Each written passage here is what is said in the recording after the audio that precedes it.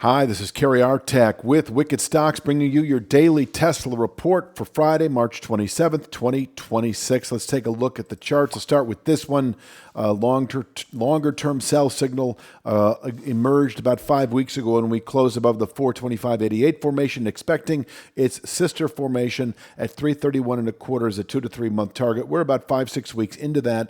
On the way down, 356.54, a 50% downside retracement from the April low of last year against that more recent December high, does offer weekly containment. In other words, day traders, 3 to 5 day swing traders can make use of that. If you've been short, this is a good area to take some profits if you're more in the 2 to 3 week swing trade crowd. But closing below 356.54 is considered an eventuality. And if so, today, which is not likely, but over the next week or two, we do.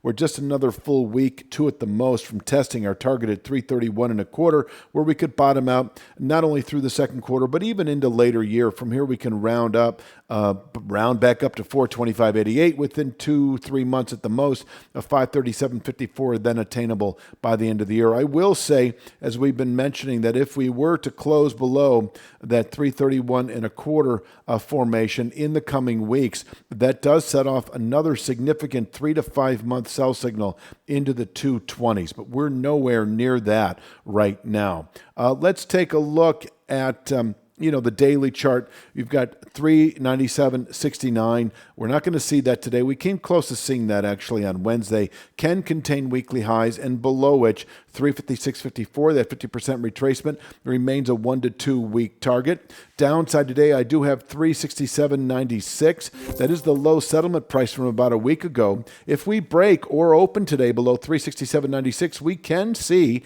356.54 today, where we could bottom out into possibly through next week, and from here round up to this 397.69 descending 3-week channel top. We could trade inside of this wedge for the next 2 or 3 weeks. If we do close, as I said earlier, below 356.54, it is that 331.25 formation that we would expect within a week, 2 at the most, where once again all profits can be taken on a short position that may have been established some weeks ago.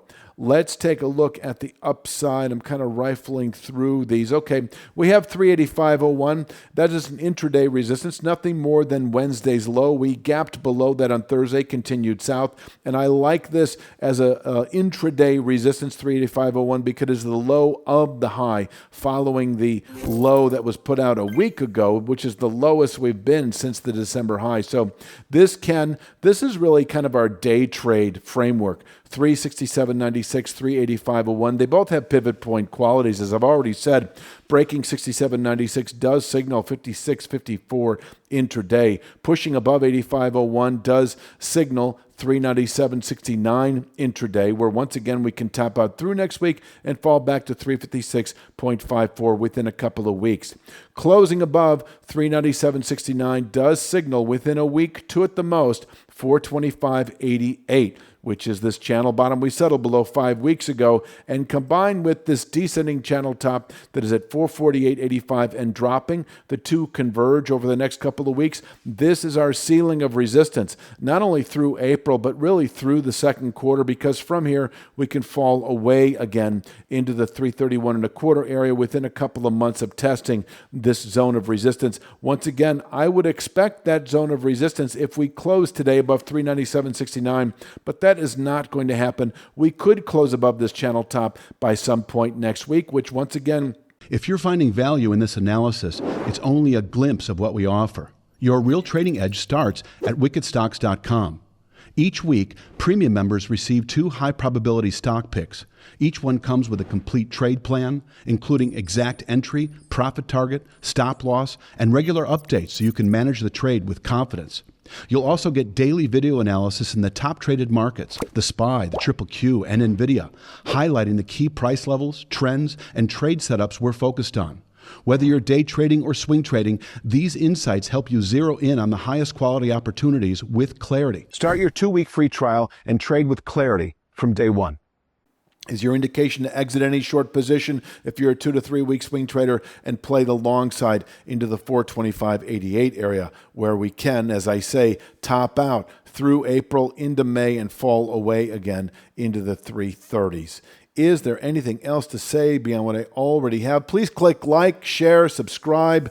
We put out a couple of stock picks this week. I don't remember them exactly offhand, but I'm just going to leave it at that. You can see them for free by going to wickedstocks.com and taking advantage of our 14-day free trial. You'll also see your daily NVDA analysis, daily SPY, daily Triple Q, lots of big stuff happening in those markets. Do I show? I don't.